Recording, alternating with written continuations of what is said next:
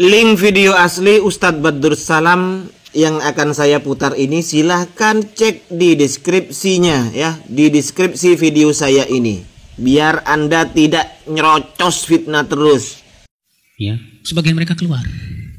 Ketika ditanya kenapa, udah sholat jamaah tadi. Ini tidak boleh, haram. Ya, tapi kan saya udah sholat jamaah tadi dengan maghrib, tetap tidak boleh. Jadi gimana dong? Pertama, antum salah. Antum sudah tahu bakalan tetap ada di masjid pas waktu Isya. Harusnya antum nggak boleh jamak. Antum tidak boleh apa? Jamak. Yang kedua, kalau kita berada di masjid dan ditegakkan sholat berjamaah, kita harus ikut sholat berjamaah. Dalam hadis yang lain, Rasulullah SAW pernah setelah selesai sholat berjamaah, rupanya ada 2 orang di pojok masjid tidak ikut sholat berjamaah. Assalamualaikum warahmatullahi wabarakatuh. Alhamdulillahi alal in'am wa syukrulahu alal ilham. Wassalatu wassalamu ala sayyidina Muhammadin asyrafil anam wa ala alihi wa sahbihi as-sadatil a'lam amma ba'du. Teman-teman aswaja semuanya dimanapun berada, semoga Allah subhanahu wa ta'ala senantiasa memberikan rahmatnya, hidayahnya, maghfirahnya, memberikan kelancaran rezeki dan kesehatan kepada kita semua. Amin. Allahumma amin. Teman-teman, mari kita buktikan sekarang. Yang error itu otaknya Badrus Salam LC atau jamaahnya, atau malah kedua-duanya yang error ini. Ketika saya mengomentari Pak Badrus Salam LC, dia mengharamkan orang yang sudah selesai sholat menjamak takdim Isya, dijamak takdim dengan maghrib, dikumpulkan pada waktu maghrib ketika ikut kajian, kemudian datang waktu Isya, dia tidak sholat keluar, ini diharamkan oleh Pak Badrus Salam LC. Artinya, orang yang sudah selesai jamak takdim, tapi dia masih berada di dalam masjid itu, ini dianggap haram kalau tidak ikut berjamaah sholat Isya. Padahal sudah sholat jamak takdim tadi.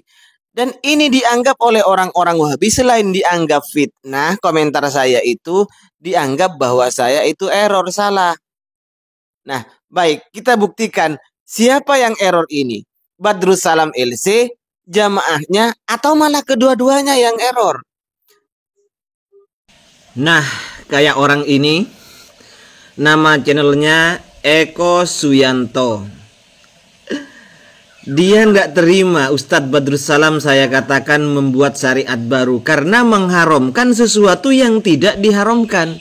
Orang yang sudah selesai sholat, ketika dia tetap di masjid kemudian adzan Isya, kemudian kalau tidak sholat berjamaah bersama dengan imamnya, maka ini diharamkan. Saya baca komentarnya ya, orang yang satu ini, Mas siapa namanya ini? Mas Eko Suyanto. Mas geminter, kan Ustadz Badrus Sunnah, kok Badrus Sunnah ini ya, bilang sunnah. Dilihat otak siapa yang error, yang jelas otakmu atau otak Badrus Salam, Mas Eko, Pak Eko apa Mbak Eko ya. Begini ya, di awal Ustadz Badrus Salam mengatakan bahwa haram hukumnya kalau tidak ikut sholat berjamaah. Di belakang dikatakan sholat yang kedua itu namanya sunnah. Loh, kalau sunnah ditinggalkan kok bisa haram, Mas? Yang error itu kamu atau Badrus Salam, atau malah Anda dan Badrus Salam, Mas? Baru ada Ustadz Wahabi ini, pekerjaannya sunnah, tapi kalau ditinggalkan kok bisa haram. Ini kalau tidak buat hukum sendiri lantas mau disebut apa? Kok ada sunnah ditinggalkan itu bisa menjadi haram? Yang error itu kamu atau Ustadz Badrus Salam, Mas? Atau dua-duanya malah. Nah, ini agak sopan ya. Jadi saya komentarnya juga agak sopan. Maaf Pak Ustadz, kayaknya Pak Ustadz yang salah paham. Nggak kebalik, mungkin kamu yang salah paham. Badrus Salam juga sudah menyebutkan sebagai sholat sunnah. Tapi mungkin yang dimaksud adalah tidak ikut gabung dengan orang yang sedang berjamaah sholat itu. Sedang dia ada di situ.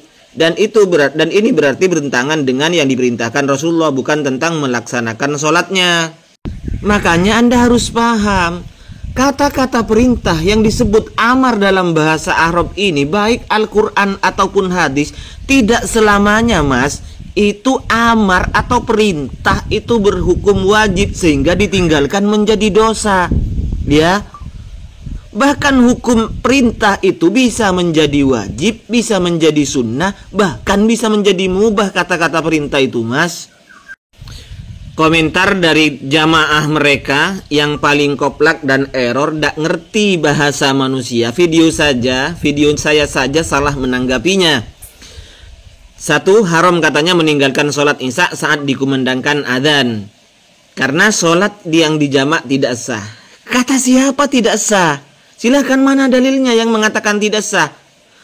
Misalnya saya sekarang di masjid, saya sudah menjamak, saya nginep di masjid itu, maghribnya sudah saya jamak, kemudian ada dikumandangkan sholat isya, adzan isya, saya tidak sholat isya, katanya ini adalah haram karena sudah dikumandangkan adzan. Mana dalilnya? Dalilnya mana? Kamu mengharamkan sesuatu yang tidak diharamkan oleh Allah Subhanahu wa taala. Dalilnya, bro. Jadi tolong datangkan dalilnya. Ketika saya misalnya musafir dari sini ke Jakarta, saya mampir di Masjid Surabaya. Maghrib nyampe di sana, saya sholat di situ maghrib jamak saya. Kemudian duduk dulu di masjid, saya istirahat. Mau berangkat nanti tengah malam lagi melanjutkan perjalanan. Ketika isya saya keluar. Ini Anda haramkan. Mana dalilnya? Ingat, jangan mengharamkan sesuatu yang tidak diharamkan oleh Allah Subhanahu wa taala dan Rasulnya, dan ini namanya buat-buat syariat. Yang kedua, kengawuran Anda, ketidakpahaman Anda, keeroran otak Anda. Yang kedua adalah ketika Anda tidak paham tentang video saya. Saya tidak pernah menerangkan sholat subuh. Saya menjelaskan bahwa Ustadz Badrus Salam LC itu memahami, mengkorelasikan, membuat dalil bahwa haramnya meninggalkan jamaah sholat isya bagi musafir yang sudah menjamak tadi itu dengan berlandaskan hadis yang di situ hadisnya menjelaskan sholat subuh. Saya menjelaskan seperti itu. Cuman ya mungkin otak Anda beberapa sesi sehingga Anda tidak paham. Yang saya sampaikan hadisnya itu hadisnya Badrus Salam LC, bukan hadisnya saya. Lalu ngapain Anda bilang capek-capek nulis seperti ini, sedangkan yang sunnah itu kan orang yang mengerjakan sholat subuh pada waktunya bukan jamak, sehingga tidak wajib mengulangi sholat. Apa maksudnya kamu ini? Saya tidak pernah membahas seperti itu. Lalu dengan bangganya dia bilang, di sini yang error kamu, Mas, lebih tepatnya menebar fitnah, hati-hati dosa jariah. Yang error malah tidak paham bahasa manusia itu kamu. Jangan-jangan ente dari golongan apa ya, sehingga tidak ngerti bahasa Indonesia ini. Nah, ini lagi errornya Pak Aldo ya. Katanya sholat jamak itu boleh dijamak kalau 100% darurat. Kalau 50%, makanya harus diulang. Ini syariat baru lagi. Menjamak daruratnya harus 100%. Musafir yang sudah berdiam diri, ini katanya sudah berkurang, mungkin dalam pikirannya berkurang daruratnya menjadi 50%. Dan ini harus mengulang sholatnya. Ya Allah, Pak Aldo. Begitu beraninya orang Wahabi membuat hukum sendiri ya. Padahal dirinya tidak tahu dasarnya dari mana ini. Kalau orang Wahabi memang pengikut sunnah, silakan buktikan. Sunnah siapa yang mengatakan seperti ini? Pak Aldo, Ibnu Bas saja ketika ditanya, ini bukan orang musafir yang ditanya, orang yang biasa ketika sudah selesai sholat ke masjid, dia mendapati orang sedang sholat berjamaah ke masjid itu misalnya seperti itu. Maka ketika dia sholat berjamaah lagi, maka sholat yang kedua itu hukumnya sudah sunnah. Sholat yang pertama itulah yang wajib yang ia kerjakan itu, baik berjamaah atau sendirian yang pertama. Ketika mendapati orang berjamaah lagi, maka dia hanya sunnah mengulangi, bukan wajib. Artinya kalau sunnah ditinggalkan hukumnya apa kok malah menjadi haram? Blok. Kalau komenmu yang ini malah semakin menampakkan keeroran otak kamu. Bawa-bawa NU lagi di situs NU. Jangan comot-comot internet kalau nggak berguru ya.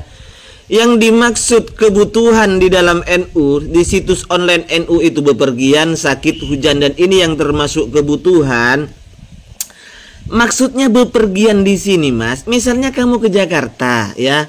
Kemudian sampai Surabaya, kamu berdiam. Ini masih statusnya adalah musafir, asalkan tidak lebih dari 3 hari. Ini dalam mazhab Syafi'i ini statusnya masih musafir. Dan bagaimana hukumnya menjamak? Aduh, orang musafir itu boleh menjamak sekalipun dia diam diri dulu, santai. Asalkan tidak lebih dari beberapa hari. Silakan Anda lihat ini. Ini adalah fatwanya Wahabiyah. Maksudnya adalah ulama Arab Saudi yang dijadikan rujukan panutan oleh orang-orang Wahabi di Indonesia, yaitu Syekh Sholeh Al-Munajjid. Dalil pertama, kebolehan menjamak sekalipun tidak bepergian, tidak lagi dalam keadaan berjalan, maksudnya dia musafir tapi tidak lagi dalam keadaan berjalan. Itu adalah hadis Nabi di dalam perang Tabuk, bahwa Nabi itu menjamak sholatnya. Yang kedua, dalam hadis Sahih Muslim, Bukhari Muslim, Nabi ini dalam haji wada itu mengerjakan sholat zuhur 2 rakaat, asar 2 rakaat. Qalu, mereka mengatakan bahwa jelas itu adalah dijamak di antara keduanya. 3, pakai keumuman hadis Ibnu Abbas bahwa Rasul sallallahu alaihi wasallam jama'a bainal zuhri wal asri wa bainal maghribi wal isya'i fil madinati min ghairi khaufin wala matarin. Nabi sedang di rumahnya, tidak bepergian, tapi dia menjamak asar, maghrib, isya-nya itu tanpa ada sebab khauf dan mator, tanpa sebab keduanya, tanpa bepergian, tanpa takut, tanpa hujan, Nabi menjamak. Untuk selanjutnya silakan Anda baca sendiri, Mas. Makanya ya orang Wahabi, kalau error, kalau ndak paham, jangan komen. Kan malu semakin menampakkan kebodohan Anda.